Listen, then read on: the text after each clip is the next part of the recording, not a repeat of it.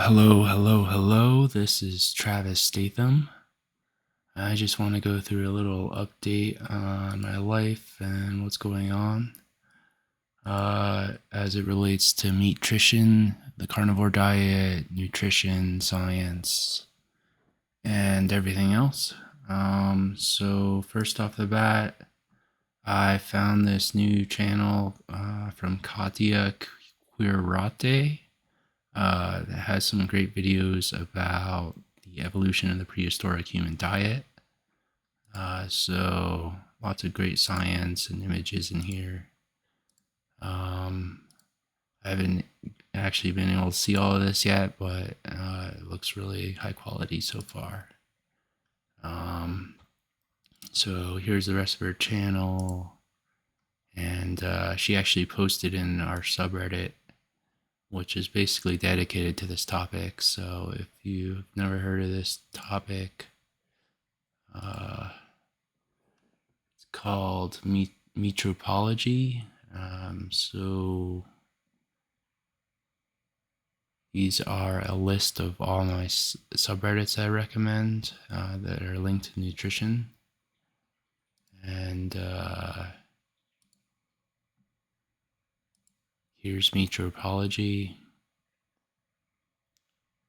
So this has all sorts of great stuff about how eating fatty meats has contributed to human evolution over the past 2 to even really 8 million years ago. So not everything says that exactly, but there's many ways to infer that or infer it through various genetic science and stuff. So here's the post from Katya thanking this video, or this subreddit. Here's a fun thing I made the other day. I asked AI to generate a graph, a timeline of different ages in human history, and then different species and what kind of diets they might have eaten. So did a pretty good job. 2 million years ago, we have Homo erectus.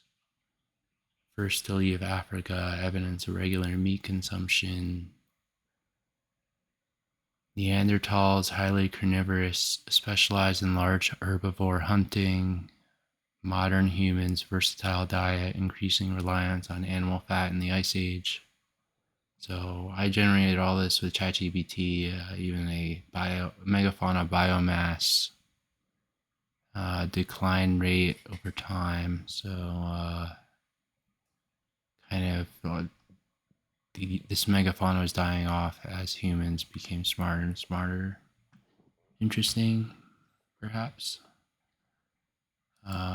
So yeah, I've been posting a lot of great stuff here. Saturated fat in an evolutionary context. It's kind of like anti saturated fat.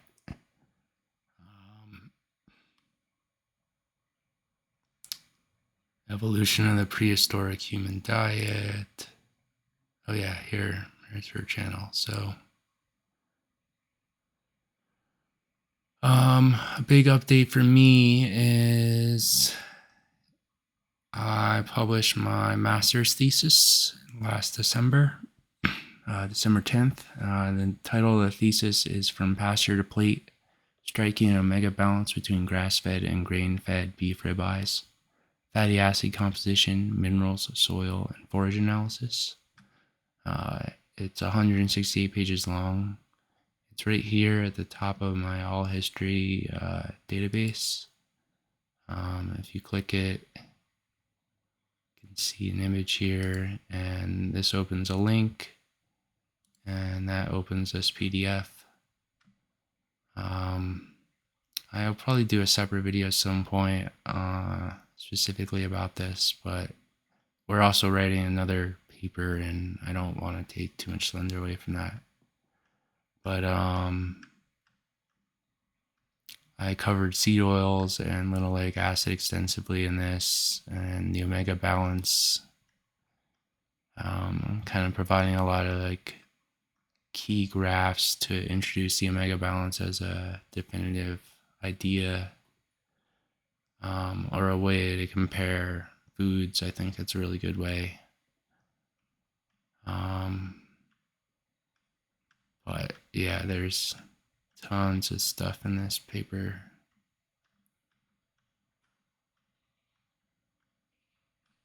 Here's a map of our samples. These are where the grain-fed samples are bought. Here's where the grass-fed samples are bought. So I have a lot to unpack in here, and should probably, I mean, I presented this also, but I could probably take 2 or 3 hours really going through it.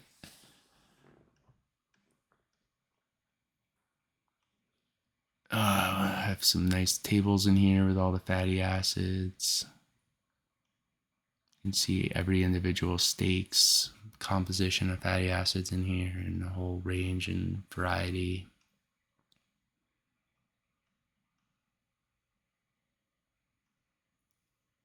Here's monounsaturated fats and conjugated linoleic acids, trans acid, biohydrogenation and rumen. Anyway, I could go on and on. This is all the PUFA balance and graphs, groups of omega balance. Right there is the golden graph to me. Or this one, perhaps. But yeah, I won't bore you anymore with that. So I found this funny concept called the meat attachment questionnaire, which is basically given out to see how addicted to meat people are. And it checks hedonism, affinity, entitlement, and dependence. So I thought it would be funny to make a spoof of the same thing, but make a plant attachment questionnaire. So I actually used AI and I added their source documents in and asked it to basically mock the concept and make up its own questions. Then I asked it to make up like some key points that we usually cite on these topics, and stuck them in here. So they relate to chronic disease and crop deaths and stuff like that. That might be why humans are attached to plant eating and it's causing problems. So I have all these funny questions. I love indulging in sweet plant-based treats like cookies, candy, sugary cereals. A meal without something fried like French fries feels incomplete. So I'm wondering if I should actually publish this and try and get a lot of responses and do something with it. But so yeah, here's this link up here, Meatrition subreddits. I recently found out I could add all these together. You can see that there's a big long list here. It's like 58 subreddits, I think. But basically how I use Reddit is I created all these small subreddits to collect science and anecdotes about different subtopics. So, like there's this one giant keto subreddit that has 4 million people or something, but it's too spread out and not dedicated to any one topic at all. And they can't have enough flair for every one of these topics anyway. So it ends up kind of getting lost in the way you can search through it. So I have all these dedicated topics here. You can see Keto for Cancer just hit 1,000 members. But a lot of them are very small, 30, 80 members, 70 members, 170, 2,000. And my most successful subreddit these days is Stop Eating Seed Oils. It's at 44,000. Seed oils are being talked about all the time, and we're getting tons of articles now pushing back and saying they're healthy, and that's not like an accident. The industry that really seems to be worried about this happening, that people might catch on to thinking that seed oils might be unhealthy and should maybe stop eating them. So these are a bunch of other subreddits. You got carnivore diet and zero carb. This is like a super strict version of carnivore, and then this is like an unmoderated subreddit. You have all these stop eating subreddits. I've also stopped using statins and GLP-1s if you want to see science on why those might be dangerous.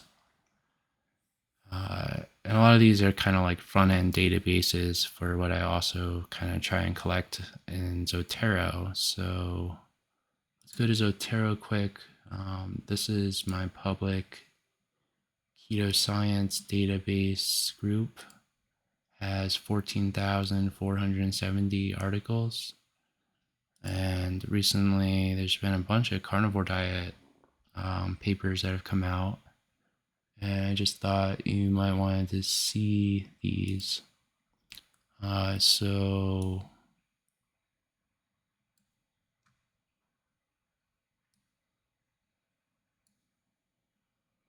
let's see, we can read these titles and I'll say whether or not you should check it out. So the gut microbiome without any plant food, a case study on the gut microbiome of a healthy carnivore.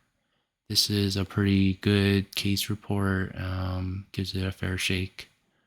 Leroy 2025, a framework for adequate nourishment. This presents a nourishment table, looks pretty good. This is the preprint, it just came out, so it's not officially published. We got this one, Traditional Maasai Dietary Practices and Their Inapplicability to Modern Carnivore Diets, narrative review. So narrative review means it's kind of like opinion of what articles you want to pick. So it's kind of like a scientific history, but it can be very biased and it can leave other things out. So that's what this is. And this Matthew Nagar guy is a vegan activist doctor, and he publishes a lot of papers like this. But that said, it does pull a lot of fun science together, and I haven't fully read it and understood it, but you know, you can, knowing the bias is important when you do read it. Here's fad diets for non-dialysis chronic kidney disease patients. Can the miracle diet be a threat? So this is like a very doom and gloom paper that's basically finding any fault it can find with ketogenic and carnivore diets, and then saying, well, actually, maybe it seems plant-based diets are the cure. This seems to be based on a lot of epidemiology and kind of like incorrect assumptions on chronic kidney disease, which I would probably say is like a seed oil and carb thing, where removing them through diets like a carnivore diet would help. And they're basically saying like, well, look at all the, you know, people that eat bad diets but quite a bit of meat are unhealthy and therefore da-da-da-da-da. But then we have this yellowish nodules on a man consuming a carnivore diet. This made a huge amount of news this week, or maybe last week, and here's the news article on it. You can see his hands here, pretty horrifying. So whether we like it or not, this will now be associated with high-fat carnivore diet. Everyone has been talking about this. It's been republished, and it will come and go constantly. The problem with this diet is, and this case report, is that the patient in this case reported eating nearly 10 pounds of butter, cheese, and other fatty foods every day since embarking on the diet. But the problem is, this like isn't what anyone on the carnivore diet is recommending. Like maybe 2 pounds, maybe 3 if like you're 250 and like weightlifting every day. But for the most part, it's like maybe 1.5 pounds max. And even less if you're being really conscientious on eating like high density fat, which like lowers the overall weight of your food down. So you know, here it's saying it's a fat diet, blah blah blah.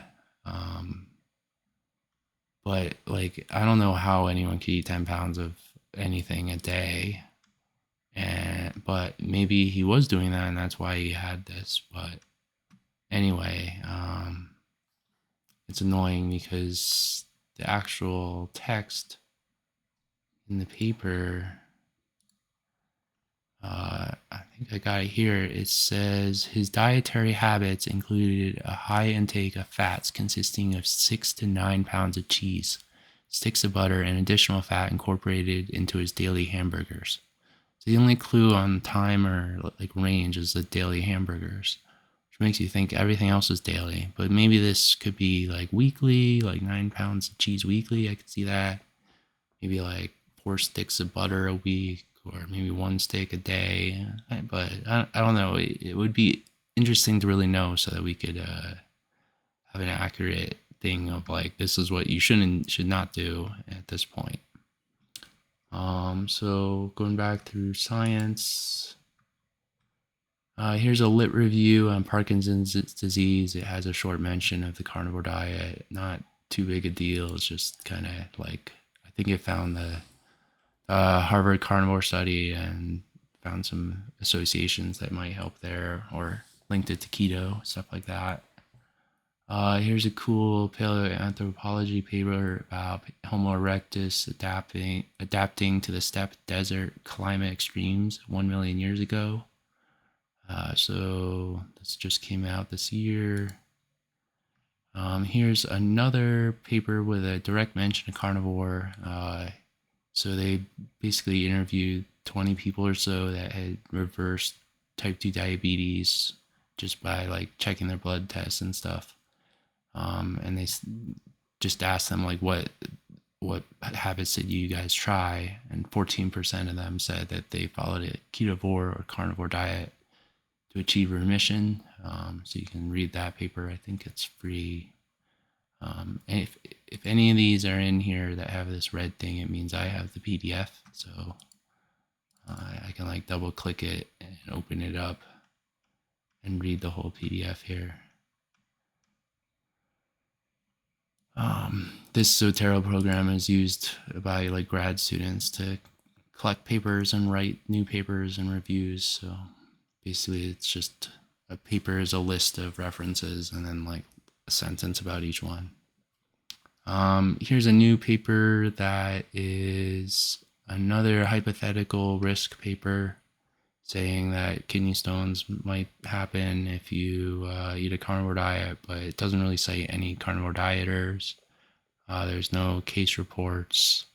It's all just kind of based on epidemiology and saying like if this small amount of meat was associated, then a larger amount of meat would be a lot worse. It's not really steel manning the carnivore diet in any way. And here we have assessing the nutrient composition of a carnivore diet, a case study model. So this one is actually by Karen Zinn, who's like a low carb RD. So this article has a lot of good references and citations and gives it a fair shake. It doesn't give it doesn't ask like real people what they ate. It kind of like says like, oh, you ate this steak and this bit of fish and this much cheese, or had 3 meals a day or whatever. I think that can be misleading because there's like these databases that assume each cut of meat is going to have the same protein and fat ratio. So you really kind of want to have like an analysis of fat and an analysis of protein, and then multiply that by your overall amounts or percentages. And then you kind of like build it out there. But the other, I mean, they basically do find that there's RDA shortfalls, which are expected, but it kind of looks into whether those play a big role. Like fiber intake is obviously way low.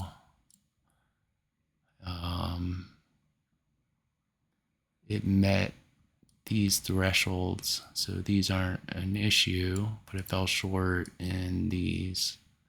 So 1B vitamin B3, magnesium and calcium, maybe more milk or dairy could help that. Vitamin C, it's low in meat, but We probably don't need that much, maybe even 10 milligrams a day total. Iron, I don't know how that's possible. Folate and iodine, yeah, I could see that. Maybe liver or something could, or salts could add those, and potassium in some cases. Fiber intake was significantly below recommended levels. I mean, this is obvious, but I would say that recommended levels are pointless and based on bad science.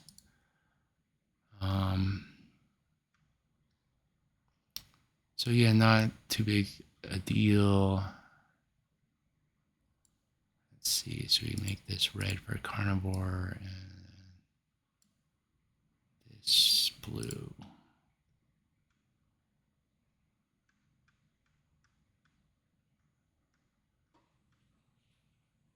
Yeah, see here the hypothetical carnivore meals. Fried eggs, beef mince, 90 grams.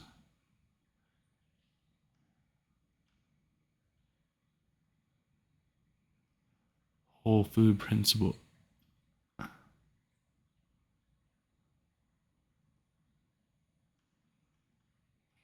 But you know, like, does the beef mince, how high fat is that actually? How much fat is really in this? Leftover beef mince, 150 grams. I feel like that's just not that heavy.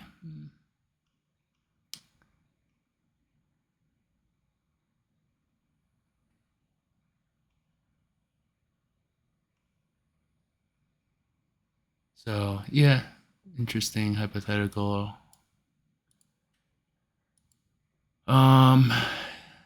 This paper, so I've been going through some history of hunting and stuff, extinctions.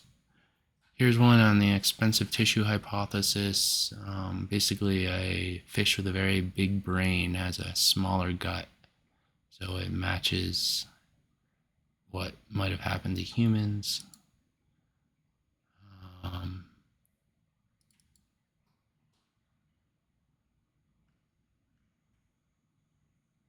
Yeah, no, this was a really cool paper on ketogenic diets, basically saying, like, what if we thought of them as like the natural default? Very good paper, actually.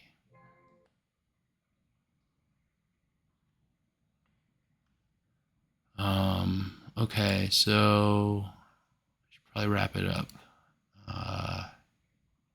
But lots of papers here. You can see another one, hypothesis and lit review, complete remission, case series, keto.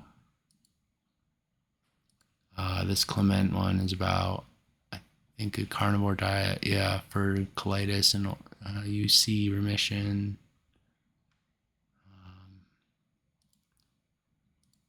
This is my X account, Meatrition.com. It's a recent post. This is that vegan article I originally talked about. So I'm just trying to post any new science on carnivore and other similar seed oil topics. Keto, low carb, vegan, etc. But then also link it in with other science. Here's a great new thing called the nourishment table. Kind of like pro animal source foods. Here's a little project I'm working on. It's called Megafauna Database. So I have animals organized by their max mass, and you know, some big boys in here, but a lot of them are extinct. So trying to figure out how to add this database, make it more accessible, maybe put it in my website. Speaking of that, I was wondering, should I create a Patreon? Let me know in the comments if I should kind of just focus on content like this, maybe going deeper into each one of these articles, reading it, and you know, I could make a Substack and do daily episodes like that, or go over everyone else's blogs, everyone else's YouTube videos, and all the new science and news in the nutrition space. Yeah, thanks for watching. This is my little Meatrition weekly update, episode number 1. Enjoy. See you on Reddit and X. And have a good one. Bye.